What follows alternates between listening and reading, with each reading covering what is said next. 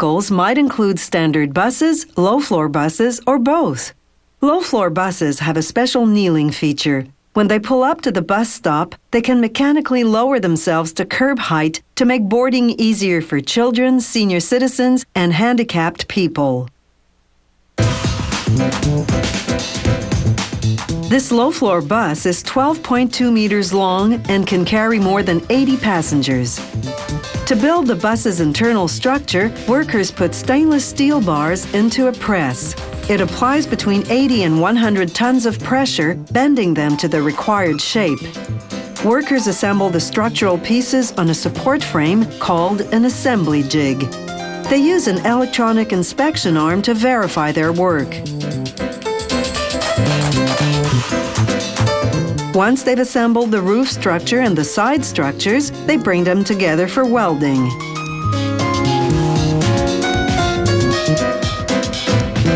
Everything goes on a rotating jig. It turns like a giant rotisserie, giving workers easy access to whatever part of the bus they need to weld.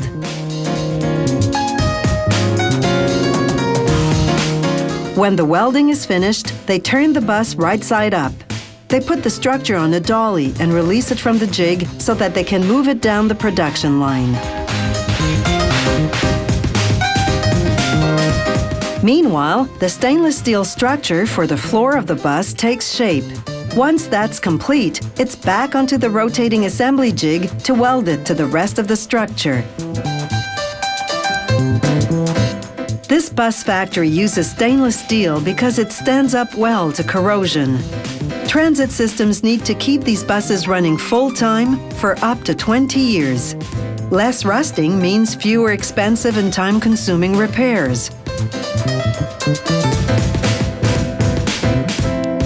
Workers now move the completed structure to another part of the factory where they spray the underframe and lower section with a black anti-abrasion coating.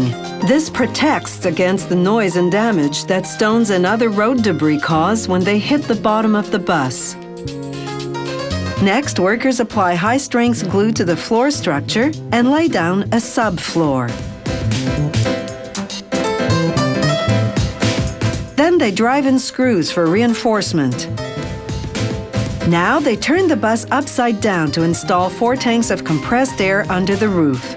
3 are for the brake systems, the 4th for the doors and other mechanisms. Melamine ceiling panels hide everything that's under the roof. Next, the engine's radiator goes in at the rear of the bus.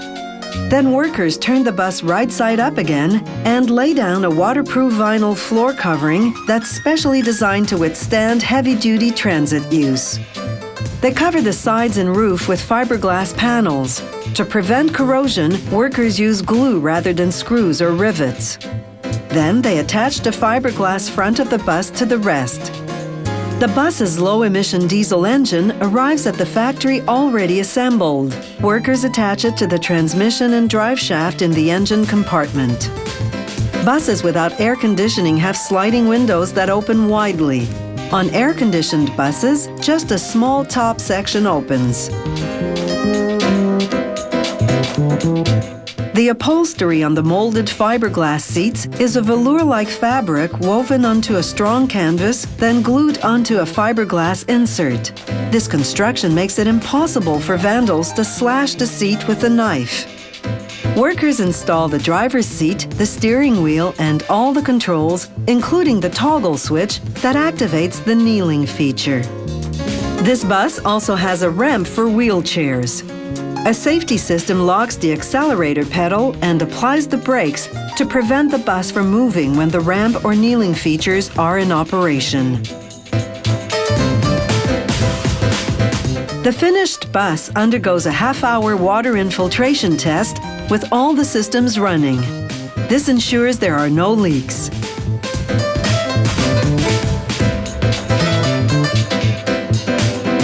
At every phase of production, the factory does a quality control inspection, checking everything from mechanical safety to finishings, right down to the tiniest of details.